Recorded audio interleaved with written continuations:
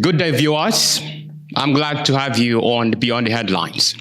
Iran's missile strike on October 1 marked a significant escalation in tensions between Iran and Israel. The attack, which lasted several hours, involved nearly 200 ballistic missiles launched directly by Iran at Israel. This was a departure from Iran's usual strategy of relying on proxy forces to carry out attacks. The strikes was largely intercepted by Israel's Iron Dome defense system, supported by the US. The Iron Dome is mobile, all-weather all-weather air defense system developed by Israel to protect the citizens from short-range rocket and artillery shell attacks. One of the best air defense network in the world, the Iron Dome is incredibly effective with a success rate exceeding 90% since its deployment in 2011. This system is designed to detect, assess, and intercept incoming targets, including rockets and artillery shells, with a range of 40 to 70 kilometers. Take a look.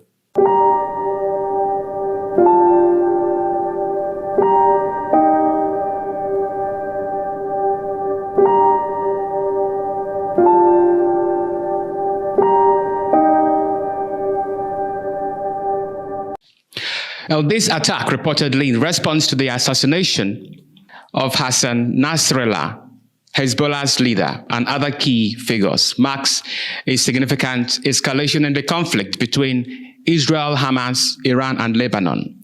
While some have characterized the attack as a failure due to the high interception rate, others argue that Iran achieved its strategic goals. By directly targeting Israel, Iran aimed to restore its deterrence capability and redefine the terms of engagement with Israel.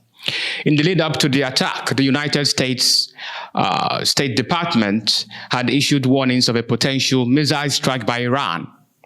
This intelligence sharing likely played a crucial role in Israel's preparedness and ability to intercept the majority of the missiles. The Iranian regime's decision to launch a direct attack on Israel was likely driven by several factors, including its desire to demonstrate its military capabilities and willingness to take bold action. The attack also underscored the importance of ballistic missiles in Iran's military strategy, which has been a focus of its military development since the Iran-Iraq war. Now, following the attack, crowds in Iran and Gaza have been jubilating over the Iranian missile strike, reflecting the strong anti-Israel sentiment in these regions. In Gaza, people see this attack as a victory against Israel's occupation and a sign of solidarity from Iran. The jubilation also stems from a sense of revenge for the recent assassinations of key Palestinian leaders. Have a look.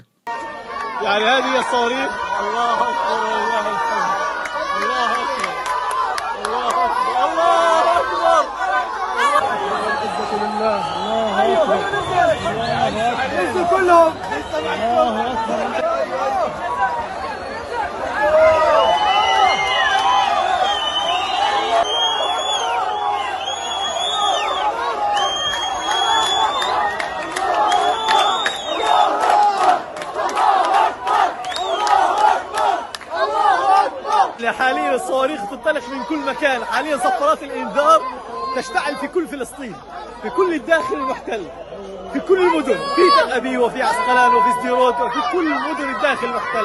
الله أكبر ولله الحمد. يعني والله هذه مشاهد. At the time of his briefing, Rear Admiral Daniel Hagari, spokesperson for Israeli Defense Forces, said that there were no reports of injuries after Iran had launched missiles into Israel. He further said that there would be implications to these launches. Good evening. At this point, we do not detect any further threats from Iran in Israel's airspace. You can come out of the sheltered areas, but you must continue to comply with the instructions of the Home Front Command. I would like to ask you to continue to behave responsibly and be alert. During our defense, we had quite a few interceptions. There are a few hits in the center of Israel and in a few places in the southern region.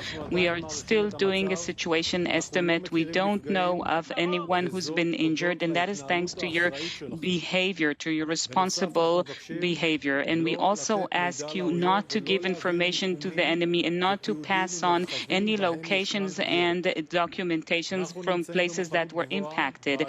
We are both on the defensive and on the offensive. We are going to protect the citizens of Israel. There will be implications to these launches, and we will retaliate whenever and wherever we choose to do so. I will be here later this evening in order to inform you on any development. Please continue to be responsible.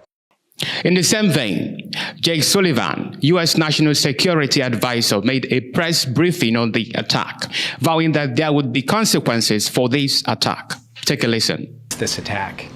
U.S. naval destroyers joined Israeli air defense units in firing interceptors to shoot down inbound missiles.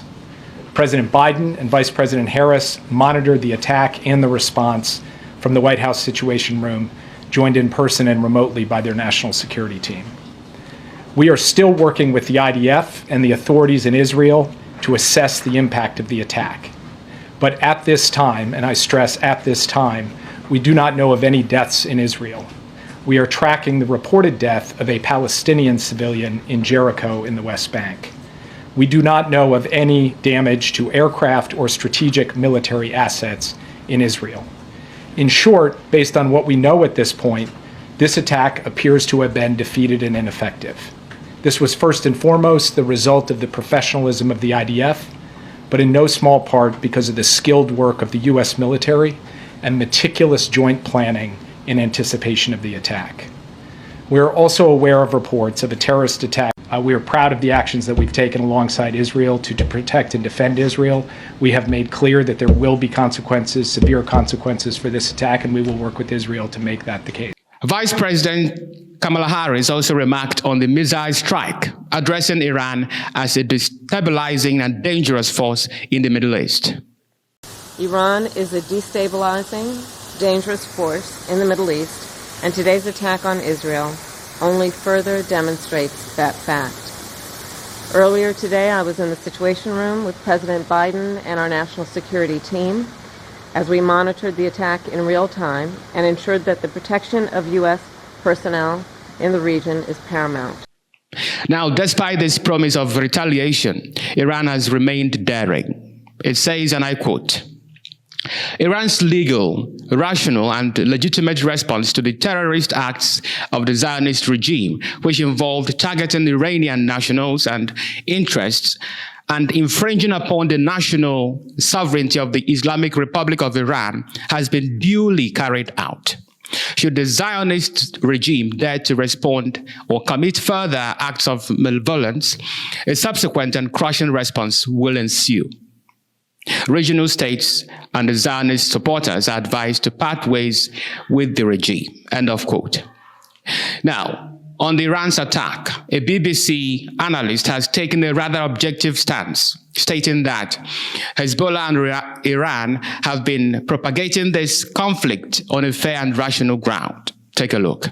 But that we need, this is not for the Israelis to decide. I think the international community has to make sure that whatever Israel does is not upending the regional order as we know it. And the US has a responsibility. So we've been in this cause for 12 months now of constantly red lines being crossed, mostly by the Israelis. The Hezbollah and Iran have played it fairly rationally, trying to be very cautious in how they respond, trying to leave off-ramps where they could. The Netanyahu government has kind of lost the opportunity at every sort of junction to use an off-ramp that was given to them. Iran's latest attack on Israel on October 1, 2024 was a significant escalation compared to the previous attack in April. This time, Iran gave short notice, catching Israel and its allies a bit off guard, unlike in April when a 3-day warning allowed for additional air defense preparations. The Iranian ballistic missiles fired in the latest attack were also much faster and more precise than those used in April, traveling 1,000 miles per hour. Now, these were reportedly precision-guided missiles, which Iran claimed to have used for the first time in this attack. The attack involved approximately 180 ballistic missiles launched from Iranian territory, targeting Israel, military and intelligence centers. Despite Iran's claims that 90% of the missiles hit their intended targets, Israel and its allies intercepted most of the projectiles, with the US providing significant support. The Israeli Defense Force reported that the missiles impacted some areas in central and southern Israel, but no major casualties were reported, aside from a Palestinian man killed in the West Bank and 2 Israelis lightly injured in Tel Aviv. Now, the roots of this conflict date back to October the 7th, 2023, when Hamas launched a major attack on southern Israel, followed by Hezbollah firing rockets into northern Israel. Since then, Israel and Hezbollah have engaged in daily exchanges across the Israeli-Lebanon border, resulting in devastating consequences for civilians. The United States, a long-standing ally of Israel, has been closely monitoring the situation. President Biden and Vice President Kamala Harris have received regular updates from their national security team, underscoring the U.S. commitment to Israel's security. Moreover, the U.S. has been actively involved in intercepting Iranian drones to, defend Israel, demonstrating its resolve to maintain regional stability. Lebanon, caught in the crossfire, has suffered greatly. Israel airstrikes have claimed over 1,000 lives and displaced countless civilians in Lebanon. Hezbollah, based in Lebanon and armed by Iran, has become a critical player in this conflict. The country's fragile political landscape and economic woes have only aggravated the situation. Now, with the latest escalation of the conflict by Iran, what are we to expect in the coming hours? Well, we are indeed in a volatile situation. The international community is indeed bracing itself for potential consequences of Israel's retaliation.